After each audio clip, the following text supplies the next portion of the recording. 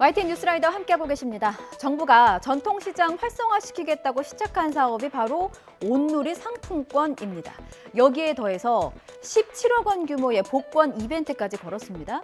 당첨자도 나왔습니다. 자, 그런데 복권 당첨됐다고 세금만 먼저 내고 정작 당첨금은 손에 쥐어보지도 못했습니다. 정부의 해명 들어보시죠. 윤성훈 기자입니다. 정부는 지난해 11월부터 올해 1월까지 모바일 앱으로 상품권을 사용하면 추첨을 거쳐 상품권을 다시 충전해주는 소비복권 이벤트도 시작했습니다. 만 원부터 최대 100만 원까지 모두 5,120명에게 17억 원어치를 나눠주는 큰 행사입니다. 그러나 아직 경품을 받은 사람은 아무도 없습니다. 저희가 최초로 통보받은 게 11월 30일 통보받았어요. 맨 처음에 지급 안내는 12월 중순이라고 안내를 했거든요.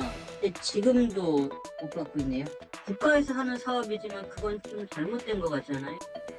심지어 1등과 2등, 3등은 경품 액수의 22%, 많게는 22만 원을 제세 공과금으로 완납하고 정작 당첨금은 손에 쥐어보지도 못했습니다.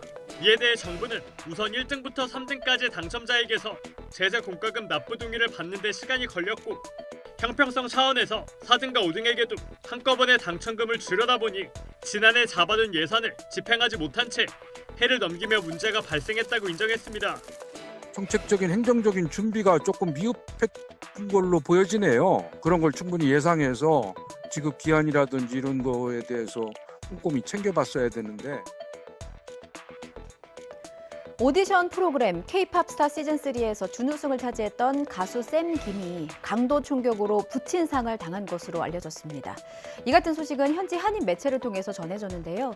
샘 김의 아버지 김모 씨는 현지 시각 13일 미국 시애틀에 자신이 운영하던 식당에서 괴한의 총격을 받아 숨졌다고 합니다. 샘 김의 소속사 측은 마음 깊이 애도를 전하며 삼가 고인의 명복을 빈다고 전했습니다. 다음 소식입니다. 재벌가 3세, 전직 경찰청장 아들, 연예인까지 사회 유력증이 대거 연루된 마약 의혹, 뉴스라이더에서도 여러 번 다뤘죠. 수시로 대마를 피우거나 재배한 혐의로 검찰에 적발됐는데 이게 드러난 치부는 더욱 가관입니다. 일부는 미성년 자녀가 있는 집에서 대마를 재배하거나 심지어는 태교 여행을 가서도 대마를 피웠습니다. 유학 중에 접한 마약을 결혼해서도 그리고 아이를 낳고서도 끊지 못한 건데 자신의 인생뿐 아니라 어린 자녀들의 인생까지 망친 것과 대체 무엇이 다릅니까? 임성호 기자입니다. 3인조 그룹 멤버인 미국 국적 가수 안모 씨가 키우던 대마입니다. 안 씨는 미성년 자녀가 함께 지내는 집안에서 버젓이 대마를 피우고 아예 재배 장비까지 갖춰놨습니다. 남양유업 창업주 손자인 홍모 씨로 차 안에서 대마를 거래하고 나오는 모습이 CCTV에 고스란히 잡혔습니다. 이들 중엔 홍 씨로부터 대마를 사들인 범효성가 3세 조모 씨와 금융지주사 일가 임모 씨, 또 전직 경찰청장의 아들 등도 있었습니다. 특히 한 중견 건설업체 회장 아들은 임신 중인 아내와 함께 해외로 태교 여행을 갔다가 현지에서 대마를 피운 사실이 드러나기도 했습니다. 일부 재벌, 중견기업 2, 3세, 전 고위공직자 자녀, 사업가, 유학생, 연예계 종사자 등 사이에 자신들만의 공급선을 두고 은밀히 대마를 유통 흡연해온 범행의 전모를 밝혀 구속 수사 등으로 엄단하였습니다.